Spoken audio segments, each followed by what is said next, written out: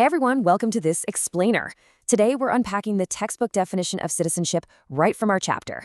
And, well, we're going to see how it actually holds up against the messy complexities of the real world.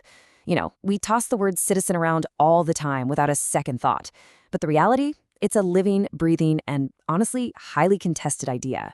So let's dive right in and explore what it genuinely means to be a citizen today and how that definition is just constantly being challenged. Okay, let's take a quick look at our roadmap for today. We've got 5 main sections to cover. First up, defining modern citizenship. Then, the struggle for rights.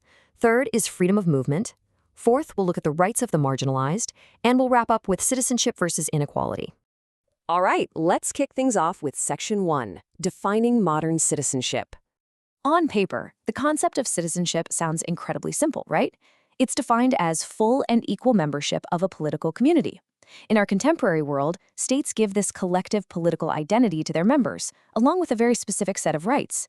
Whether you identify as Indian, Japanese, or German, you naturally expect certain civil and political rights. You expect a minimum standard of living and, of course, state protection wherever you happen to travel. This idea of equality of rates and status, is absolutely the bedrock of this whole definition. But to truly appreciate the value of that membership, we really have to ask ourselves, what happens when you don't have a state? Just think for a second about the thousands of stateless people worldwide who have the immense misfortune of being forced to live as refugees or illegal migrants because literally no state is willing to grant them membership. They aren't guaranteed any rights. Zero. As we see with Palestinian refugees in the Middle East, living without full membership means living in incredibly precarious conditions. For them, securing full and equal membership in a state isn't just some abstract political theory. It is a desperate, life-altering goal that they are willing to struggle for. Moving right along, let's get into Section 2, the struggle for rights. Now, what's really interesting here is that as history shows us, equal rights are almost never just freely handed out on a silver platter. They are fiercely fought for. Take South Africa before 1994, for example. You had a white minority that fully enjoyed the right to vote, buy property, and move around freely. But in stark contrast, the black majority was completely denied these basic fundamental rights. They were forced into separate colonies and actually had to carry passes just to work in white neighborhoods. So achieving that equal citizenship that we kind of just consider a universal given today, that required a massive long-term struggle. We saw a very similar struggle unfold in the United States. Martin Luther King Jr. brought this incredibly passionate voice to the fight against segregation laws. He argued that every single human is equal, regardless of race, and he famously described segregation as a social leprosy on the body politic. Why use such a strong term? Well, because it inflicted deep psychological wounds. But King also pointed out something really profound. Segregation diminished the quality of life for the white community, too. It essentially created these artificial boundaries that stop people from cooperating for the overall benefit of the entire country. And that brings us to Section 3, freedom of movement. Okay, if you've ever battled your way onto a crowded bus or packed train, you know exactly how human nature works. People will fight tooth and nail to get inside. But the exact second they make it through those doors, suddenly they discover this deep, shared interest in keeping everyone else out. It's wild, but it perfectly illustrates how a division so quickly develops between insiders and outsiders. Once inside a space, whether that's a bus, a city, or an entire region, newcomers are suddenly viewed as a massive threat to limited space and jobs. And this exact tension leads to some really intense regional movements. When jobs, medical care, education, or natural resources are spread thin, local populations often demand that entry be restricted to outsiders, even though those outsiders are fellow citizens of the exact same country. We've seen this play out with slogans like Mumbai for Mumbaikars, demanding that jobs and resources be kept just for long-term locals or people who speak the local language. It asks a really tough question about our chapter's core concept.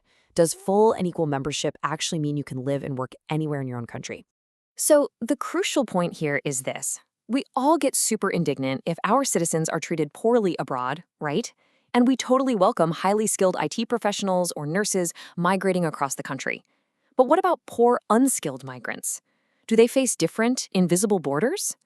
Do poor migrants moving into our local neighborhoods get that same welcoming response as affluent workers? Actually, probably not. This poses a really critical challenge to that textbook definition of equality we started with.